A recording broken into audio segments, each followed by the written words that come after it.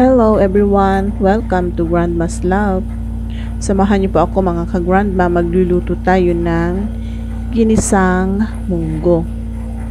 Madali lang po itong lutuin mga ka-grandma. So tara, umpisahan na natin ang pagluluto.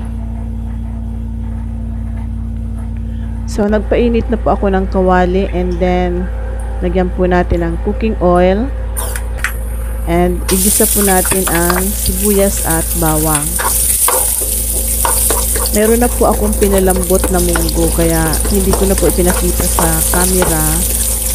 Bali, diretso gisa na po tayo.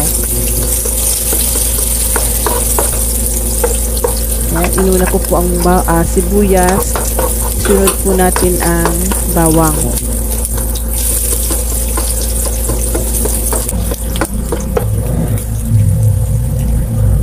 And then, sunod po natin ang kamatis.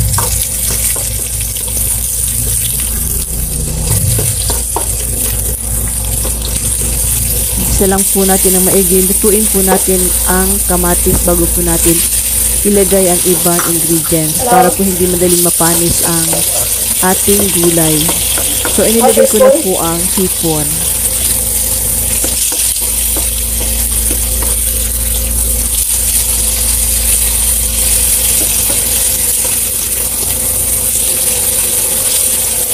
Ngayon, ilagay na po natin yung pinalambot na munggo. Ito na po yung aking nilagang munggo kanina. Na-pre-cook ko na po siya kanina.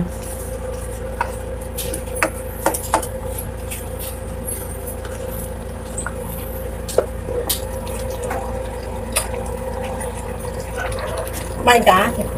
Did you drink your mama? Did you drink your milk? Ha? Ano sa tasya tagalin? Okay, mama.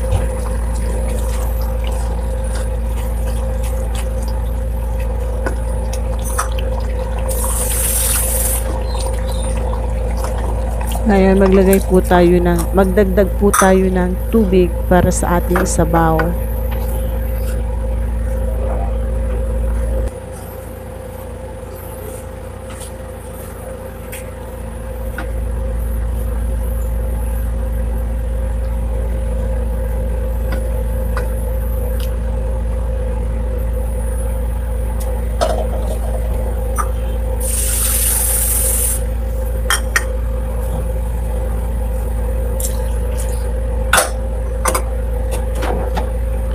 Tapos takpan po natin at hayaan natin kumulo.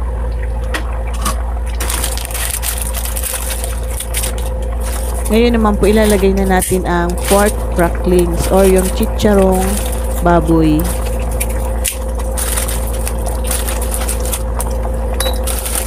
Hindi muna tayo maglalagay ng asin kasi maalat na po itong chicharong baboy. Titimplahan na lang po natin maya-maya.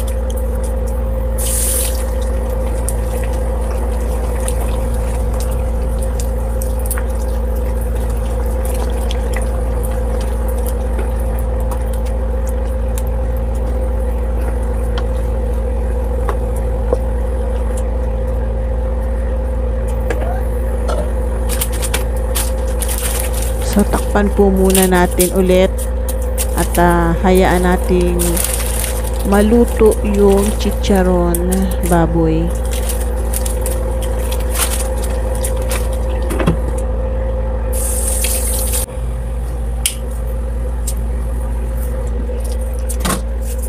Ngayon, lagyan po natin ng asin. Titimplahan po natin.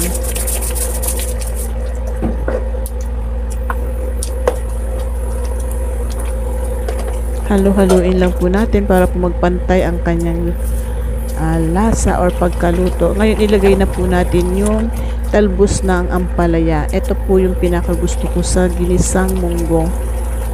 Yung talbos ng ampalaya. So, this time, enough ko na po yung kalan kasi ready to serve na po ang ating ginisang munggo.